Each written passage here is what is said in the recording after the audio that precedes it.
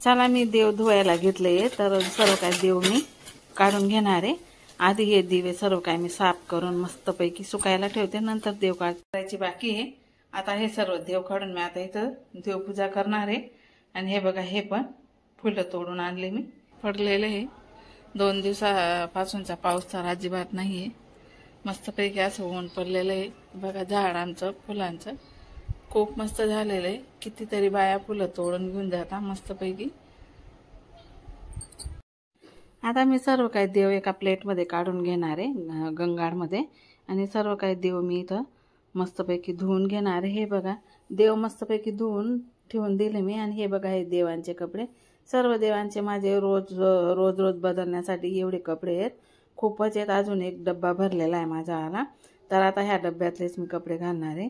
तर बघा, देव पण माझे धुतले गेले मस्तपैकी। इथं नवीन दुसरी रांगोळी काढली, रोजच मी नवीन रांगोळी काढते, पण तुम्हाला कसं रोज तेच दाखवते म्हणून मी दाखवत नाही, तर दाखवणार आहे मी आजपासून तुम्हाला रोज।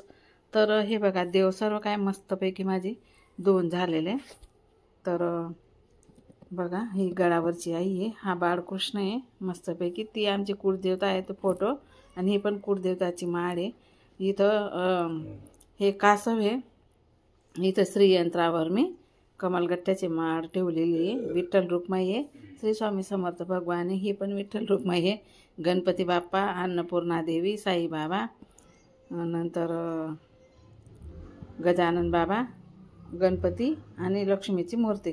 तर सर्व काही देव मी मस्तपैकी स्वच्छ असं रोजच धुत राहते मी, एखाद वेळेस नाही धुत मी, पण देव असं रोजच धुते। तर चला, देव पण धुवून झाले। मी आता इथं चहा बनवणार आहे, मस्तपैकी कोरा चहा बनवणार आहे मी आज। पण बघायला गेली तर गुळच नव्हता, तर मी साखरच टाकून घेतली। गुळाची चहा खूप छान राहते, मस्त काळा चहा गुळाचा खूप मस्त।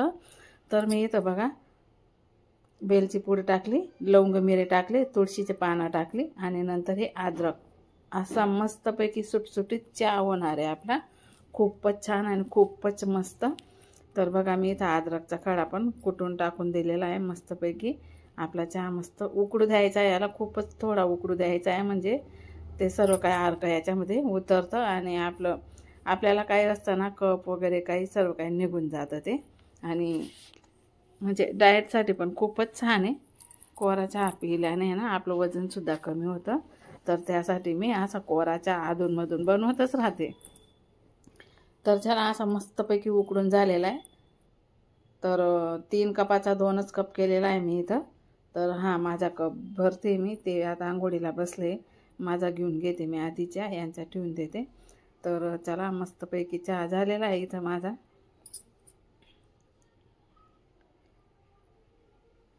बघा, मला तर धीर पण निघत नाही, गरम गरमच पिते मी।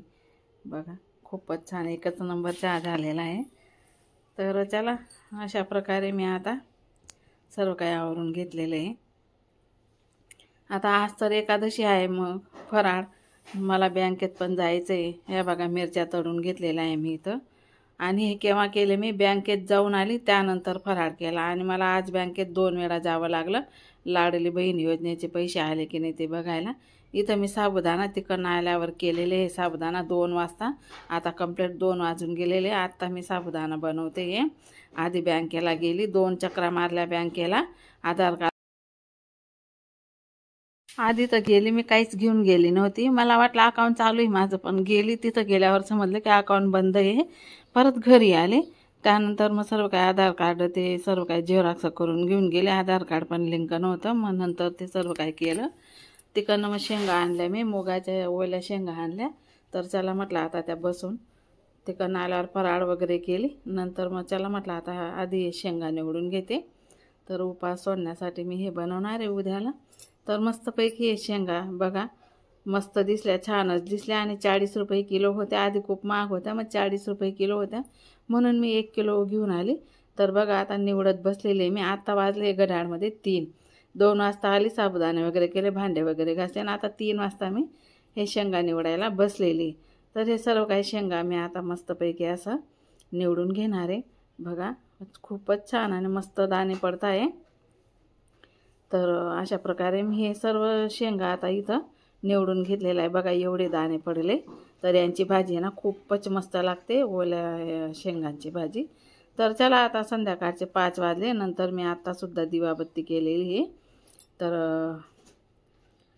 तुम्ही बघू शकता. त्यानंतर आता रात्रीचे 8 वाजले, तर आता भूक खूप जोराची लागली, तर मी इथं भगर बनवली आहे. तर चला म्हटलं आमच्या दोघांचा उपास आहे, त्यासाठी मग मी इथं भगर बनवली आहे दोघांसाठी. आणि साईडला लगेच मी आमटी पण बनवलेली आहे. हे बघा बटाट्याची आमटी बनवलेली आहे मी. आधी मिरच्या तळून घेतल्या, दूध गरम करून घेतलं, त्यानंतर मी इथं बघा बटाट्याची आमटी मस्तपैकी बनवलेली आहे. बटाटा उपवासाला चालतो म्हणून बटाट्याची आमटी मी इथं मस्तपैकी बनवलेली आहे, भगर आणि बटाट्याची आमटी. तर चला मस्तपैकी आता जोराची भूक लागली, सर्व काही झालेलं आहे, आता मस्तपैकी जेवण करूया. तर आता आम्ही दोघंजण जेवण करणार आहे.